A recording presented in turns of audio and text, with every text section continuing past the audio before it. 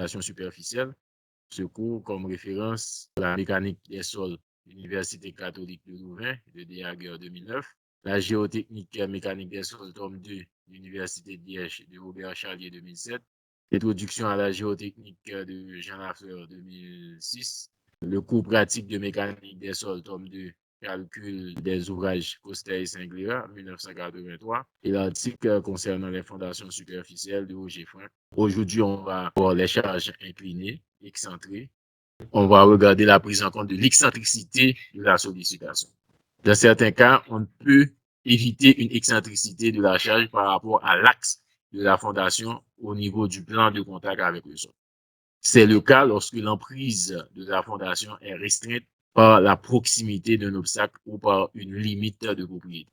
C'est le cas aussi d'une fondation existante qui recevait une charge centrée et qui doit être amputée d'une partie de sa surface portante dans le cadre d'une transformation ou de l'installation d'un équipement. Et c'est toujours le cas pour la fondation superficielle d'une éolienne, car le centre de poussée du vent se situe en altitude, ce qui entraîne un important effet de levier au niveau de la fondation. La sollicitation résultant des divers efforts appliqués sur la structure peut être représentée par le vecteur de force agissant sur la fondation. Dans le cas d'un problème plan, les trois informations assurant l'équivalence du système de sollicitation.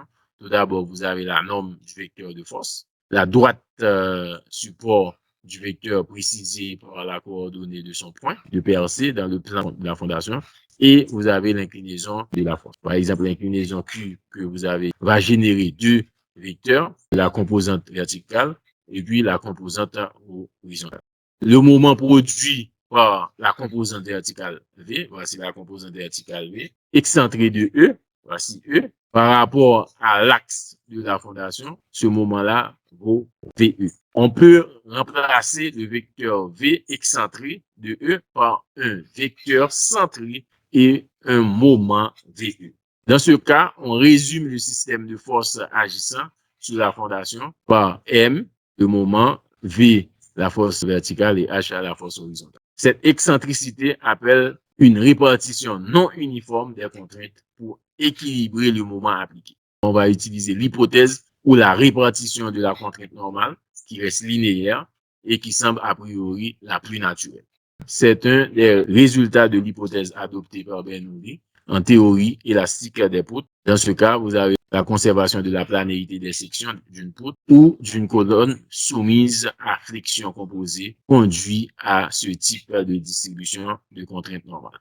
Dans le cadre de l'excentricité, le rapport E sur B, E c'est l'excentricité, B c'est la largeur, doit rester faible pour les fondations directes. En effet, E doit rester inférieur à B sur 6 pour que la résultante reste dans le tiers central de la section de contact de la fondation. La pression de contact reste ainsi positive sur toute la surface de la fondation. Au-delà de cette excentricité, de la traction apparaîtrait sous un des bords de la fondation. En cas de tentative de traction dans le plan de contact sol-fondation, la fondation se décollerait du sol. Nous allons vérifier cette affirmation en utilisant la théorie de l'élasticité des poutres sous flexion composée pour estimer cette contrainte anormale. Pour déterminer cette contrainte anormale Q, dans le cas d'une poutre, voici la formule à appliquer, c'est Q égale à N, une force sur la surface, plus le moment par V sur l'inertie. Le A est la surface au sol de la fondation. Cette fondation étant infiniment longue, nous considérons une tranche de 1 mètre. La surface va être égale à la largeur par 1. On a A égale à la largeur qui est pi. L'inertie, c'est P par H cube sur 12. À nouveau, pour une tranche d'épaisseur unitaire, vous avez B au cube sur 12. Pour l'inertie, V qui est la position de la fibre considérée par rapport à la fibre neutre. C'est donc la distance du point considéré de la fondation vis-à-vis de son centre. Le V qui est compris en moins B sur 2 à B sur 2. Le moment M est le produit de l'effort vertical appliqué par l'excentricité. M égale à V par l'excentricité, la force verticale par l'excentricité. Aux extrémités de la fondation maintenant, nous avons donc les contraintes. Vous avez Q1 et Q2. À partir de la théorie de l'élasticité des poutres, Q égale à N sur A plus MPI. En remplaçant toutes les données, vous avez Q1 égale à V sur B par 1 plus 6E sur B. Q égale à N sur A. N, c'est V.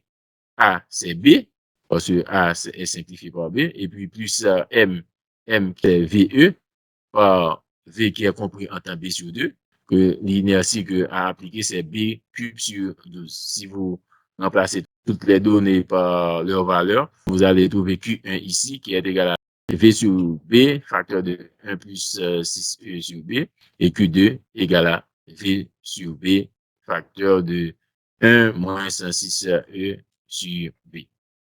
Si E égale à B sur 6, ces contraintes deviennent Q1 va être égal à 2V sur B et Q va être égal à 0. Il suffit de remplacer dans l'équation Q1 E égale à B sur 6, Q1 égale à V sur B par 1 plus 6E sur B. Donc, si on remplace E par B sur 6, vous avez 1 ici, 1 plus 1, ça donne 2, ça nous donne 2V sur B.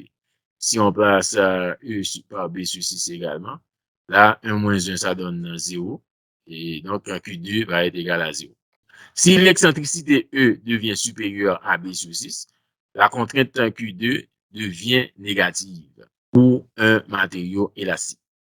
Ceci signifie que la traction devrait apparaître sur le bord droit de la fondation. Comme le sol ne peut reprendre de traction, l'équilibre d'une charge fortement excentrée ne peut se concevoir que par une répartition triangulaire dont le centre de gravité coïncide avec le point d'application de la charge. Cette hypothèse conduit à une augmentation rapide de la contrainte maximale. Donc, c'est à éviter des excentricités supérieures à V sur 6. Voici la distribution triangulaire ici, 3B, la distance. Donc, Q1 va toujours égal à 2V sur 3B en remplaçant grand B par 3B dans la distribution. Vous avez Q1 qui va être égal à 2V sur 3 par B sur 2 moins E. Car si vous regardez le petit b ici, ce sera B sur 2 moins l'excentricité. Voici la moitié ici, B sur 2 moins E qui va nous donner le petit b. Donc, il suffit de remplacer par sa valeur et vous allez toujours trouver l'équivalent de 2V sur grand B pour E égale à B sur 6. Si on remplace E égale à B sur 6. E égale à infini pour E égale à B sur 2. Et Q2 va toujours égal à 0. On peut avoir double excentricité, les travaux de Meyerhoff et Hansen, qui amènent à ne tenir compte que de la partie de la fondation centrée sur l'axe de la sollicitation et à dimensionner celle-ci comme si cette partie seulement existait et recevait une charge uniformément répartie. Il suffit de considérer chaque partie et tenir compte de l'excentricité. Cela revient à baser tout le calcul sur les dimensions B' et L'. B' va être égal à B, la largeur de la fondation moins 2 fois E, qui E est toujours l'excentricité, et L' égale à L moins 2 par E1. E1, c'est l'excentricité. Les données à considérer dans ce cas, c'est B' et L'. Donc, dans le cas de double excentricité.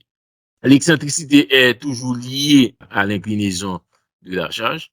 Notez qu'une charge inclinée va souvent de pair avec l'apparition d'une excentricité de la résultante par rapport à la surface de contact de la fondation.